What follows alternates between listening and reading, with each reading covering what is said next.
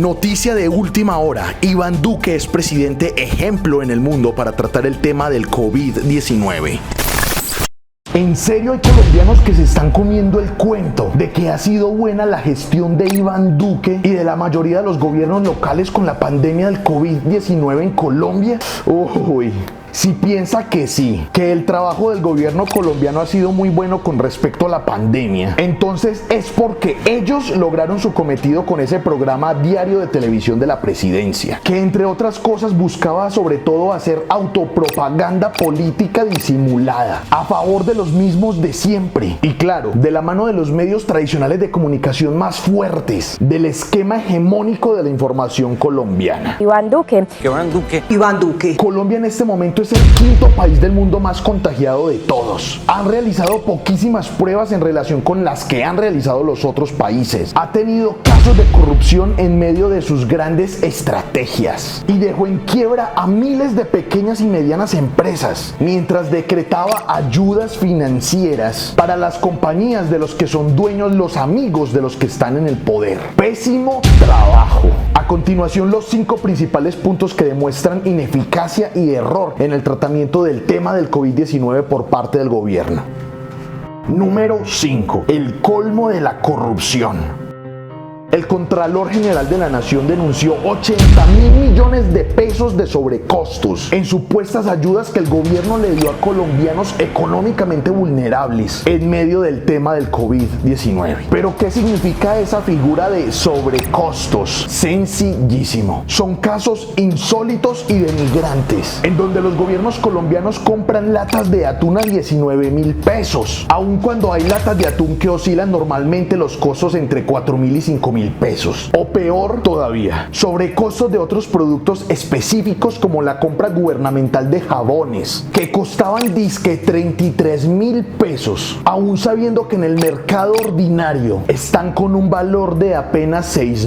Es decir, subieron 5 veces los costos de los productos, obviamente de manera ilegal, para quedarse con ese dinero y decir que lo habían invertido en el auxilio de la crisis económica surgida a causa de la cuarentena en el país. Bueno, ¿y cuáles son las personas que están implicadas en este tipo de escándalos? Son personajes políticos como José Facundo Castillo Cisneros, gobernador de Arauca por el partido Cambio Radical, el partido de Vargas Lleras, o Miguel Moreno, alcalde de Florida Blanca por el movimiento Renace Florida Blanca, apoyado por partidos como el de la U, Conservador y Centro Democrático, o Elsa Noguera, gobernadora del Atlántico, apoyada por los clanes políticos oligárquicos de la costa, los Char y los Gerlain, así muchos políticos más. ¿Será que entonces se han gestionado bien los recursos públicos para ayudar a las personas más pobres que perdieron su trabajo en medio de la pandemia? Al parecer, nada más y nada menos que 80.000 milloncitos no fueron a parar a los mercados de esas personas pobres como nos dijeron, sino que pararon en las mansiones de los corruptos. Y eso que estamos hablando desde las cifras oficiales. A este panorama se le suma que, a pesar de que la Fiscalía dictó órdenes de captura en contra de 10 alcaldes para continuar con su investigación por irregularidades contractuales, el dinero extraviado simple y sencillamente le fue negado a las personas. Nos robaron. El país no solo se llenó de desempleo, sino también de hambre, expresadas como símbolos en trapos rojos que simplemente significaban escasez, miseria, desgracia, necesidad de millones de familias. Número 4. Decretos y medidas en contra de la gente. Es una sociedad que se comporte con gran sentido. El gobierno nos dejó en ridículo a nivel internacional. Diversos decretos y estrategias hicieron de nosotros un hazmerreír mundial. Pero bueno, eso no importa. Peor aún, nos hicieron aumentar aceleradamente nuestras tasas de contagio y por ende nuestras tasas de mortalidad a causa del COVID. ¿Cómo lo hicieron? Incitando, por ejemplo, a la aglomeración desmesurada, sin protocolos de nada, todo con el fin de beneficiar a los más grandes empresarios que patrocinaron la campaña de Iván Duque a la presidencia del 2018. Así es como llegó el mismísimo día sin IVA, en donde los grandes almacenes de cadena como Alcosto y Catronics no solo se llenaron como nunca antes se habían llenado en Colombia, sino que se vieron impedidos ante esa magnitud de personas para llevar a cabo una revisión protocolaria con quienes pudieran tener síntomas de COVID. Las imágenes hablan por sí solas. La excusa fue reactivar la economía, pero definitivamente lo que logró esta estrategia gubernamental fue reactivar el virus. Pongan mucha atención, planteémoslo de la siguiente forma. El 19 de junio fue el día sin IVA. En ese momento habían 62.276 casos confirmados. Para el 4 de junio, es decir, 15 días antes del día sin IVA, habían 35.120 casos confirmados. Significa que en ese periodo de 15 días se presentaron 27.156 casos nuevos. Ahora, ¿qué ocurrió luego del día sin IVA? Para el 5 de julio, 15 días después de esa fecha, habían 117.110 casos confirmados. Es decir, que en ese periodo posterior al día sin IVA, hubo 54.834 casos de COVID nuevos. Es el único antes y después real del día sin IVA. Se duplicó la tasa de contagio en Colombia. Y el escenario empeora si miramos todas las falencias temporales y procedimentales existentes a la hora de realizar los exámenes. Sin embargo, hay que recalcarlo. Definitivamente no es casualidad que el aumento del contagio del COVID en Colombia se haya duplicado justo después de haber vivido el día sin IVA. Claro, hay muchas otras instancias gubernamentales con decretos, decisiones y estrategias desde donde se puede analizar el mal actuar del gobierno con respecto al COVID-19. Pero eso pueden y deberían verlo en otros videos que hemos realizado sobre el decreto 444, el decreto 1174 y el ingreso solidario, por ejemplo. Mejor dicho, Duque se merece un aplauso. Número 3. Prefiero morir de COVID que morir de hambre. La lógica de Colombia fue inversa a la lógica del resto del mundo. Cuando menos contagiados hubo en diversos países, sobre todo europeos, fue cuando entonces los gobiernos decidieron empezar a abrir de nuevo los mercados, empezar a reactivar las ciudades. Y en Colombia ocurrió todo lo contrario. Cuando más alta estuvo la tendencia de contagio en el país, fue cuando el gobierno decidió de nuevo abrir los mercados y reactivar las ciudades. Pero esta crítica es mucho más profunda. Porque una cosa es decirle quédese en la casa a alguien que al menos cuente con garantías económicas mínimas, y otra cosa muy diferente es decírselo a alguien que necesita las ganancias del día a día para por lo menos tener dinero para que sus hijos no se acuesten sin comer. Y esas garantías socioeconómicas en Colombia simple y sencillamente son nulas para millones de personas. Sin embargo, los líderes políticos que están presidiendo al país no pensaron mucho en esas millones de personas. Se hubiera podido crear una estrategia laboral integral para salvar a las empresas colombianas, exigiendo a los bancos que se vieron beneficiados por decretos en medio de la pandemia a ayudarles con créditos con tasas de interés extraordinarias, que pudieran pagarse fácilmente en medianos y largos plazos también extraordinarios, para que además de que no quebraran, pudieran dar el salario que tanto necesita el trabajador individual y no dejaran a las familias en la miseria y el olvido, a pesar de que, bueno, el salario en Colombia es miserable.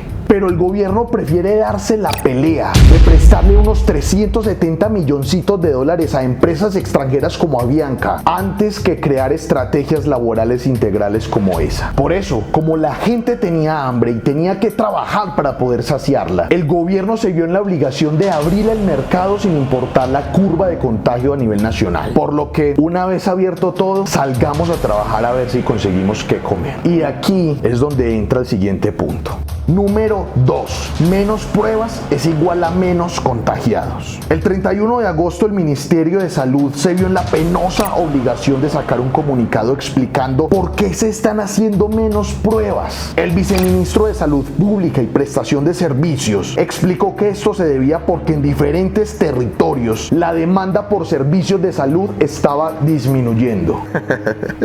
Un viceministro de Salud Pública de un país como Colombia diciendo eso porque la tendencia viral en el país se comportaba de una forma contraria, al menos visto desde la perspectiva de la ciudadanía que ha perdido familiares por la enfermedad, que no ha podido ir a citas médicas por temor a contagiarse, que escucha a los médicos hablar con preocupación al respecto. Disminuyeron el número de pruebas realizadas porque estaba reduciendo la demanda por servicios de salud. Eso ni siquiera ha ocurrido ocurrido en ninguna otra parte del mundo. Y los más de 800.000 casos confirmados a día de hoy en Colombia no es que apoyen mucho esa afirmación. Pero como hay que abrir el mercado y como las personas temen a contagiarse por COVID, hay que hacer menos pruebas para que haya como resultado menos contagiados, así sea que las cifras bajen un poquitín. Y espere un tantito, porque esta reducción de pruebas también se debe a otras medidas que tomó el gobierno, en donde dijo que si en su casa viven 6 personas y una de ellas resultó contagiada por COVID, ya no le garantizan la prueba como lo hacían antes a ninguna de las 5 personas restantes. También se debe a la negación de segunda prueba para todas las personas, aunque alcaldes como Daniel Quintero de Medellín se realizan una prueba semanal, obteniendo su resultado solo 3 días después y no hasta 15 días después, como ocurre en muchas ocasiones con el ciudadano promedio.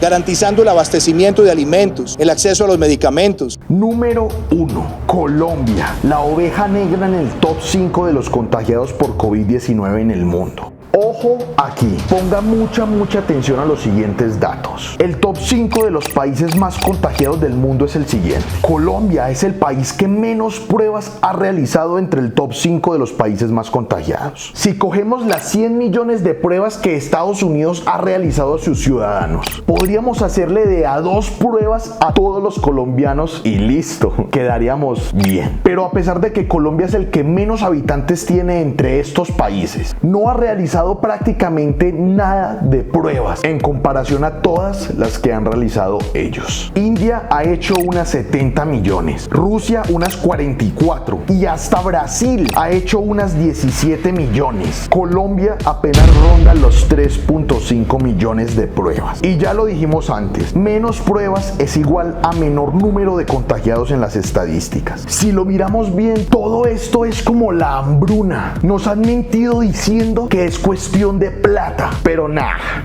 Esto sobre todo es cuestión de voluntad política, algo que falta muchísimo en Colombia.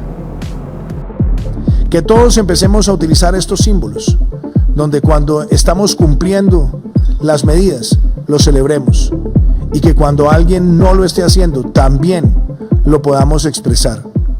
Queremos una sociedad que se comporte con gran sentido de responsabilidad. ¿Qué otros puntos nos faltó desarrollar en este top 5 de malas estrategias del gobierno con respecto al COVID-19? Escríbanlas en los comentarios. Una producción de Cofradía para el Cambio.